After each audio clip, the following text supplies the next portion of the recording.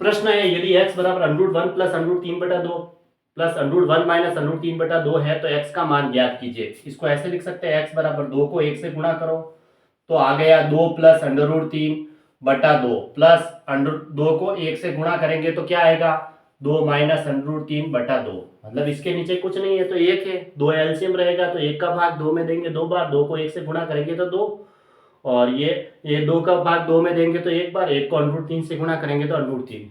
अब a plus b का whole square बनाने के लिए मुझे a square plus b square plus 2a भी बनाना पड़ेगा, तो यहाँ 2 गुणा में आना चाहिए क्योंकि, तो फिर मैं इसको 2 से ऊपर नीचे अंदर √2 से ऊपर नीचे गुणा कर देता हूँ। तो देखो x बराबर, इसको भी 2 से गुणा करूंगा और इसको भी नीचे 2 से, √ के अंदर 2 से, ठीक है। √ के अंदर 2 से गुणा करेंगे तो ये 4 प्लस 2√3/4 और ये कितना हो जाएगा 4 माइनस 2√3/4, ऐसे लिख सकते हैं।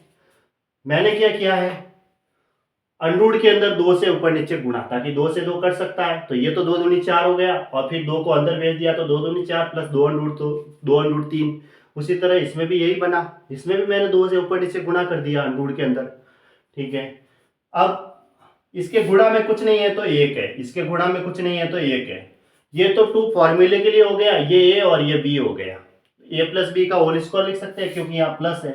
x बराबर क्या हुआ √3 प्लस 1 का होल स्क्वायर बटा 4 प्लस √3 माइनस 1 का होल स्क्वायर बटा 4, ऐसे लिख सकते हैं क्योंकि a प्लस बी का होल स्क्वायर √3 का स्क्वायर 3 और 1 का स्क्वायर 1 होगा, 3 प्लस 1 कितना हुआ 4, ये वापस यही आएगा और प्लस 2ab ये वाला, यहाँ पे माइनस था तो a माइनस बी का होल स्क्वायर बना।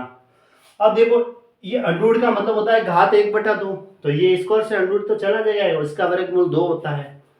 इसको यहाँ लिख सकता हूं मैं x बराबर √3 प्लस 1/2 प्लस √3 माइनस 1/2।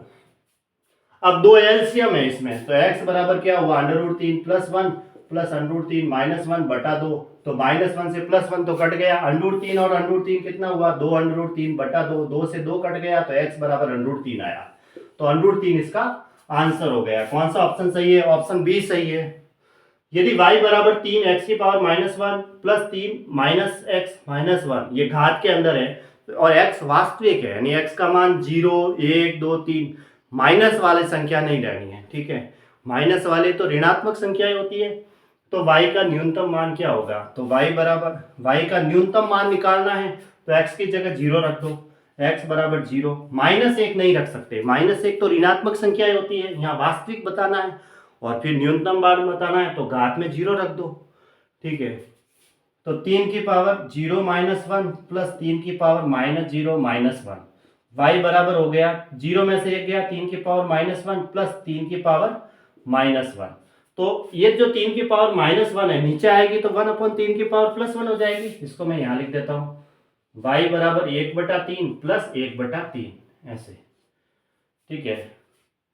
तो y बराबर क्या हुआ 2/3, 1/3 और 1/3 जुड़ेगा तो कितना होगा 2/3 ही होगा यहाँ। तो x की जो वैल्यू होगी वो 0 होगी तभी इसकी न्यूनतम वैल्यू आएगी, ऐसे, ठीक है। y की वैल्यू कितनी आ गई 2/3, यानी ऑप्शन सी सही है।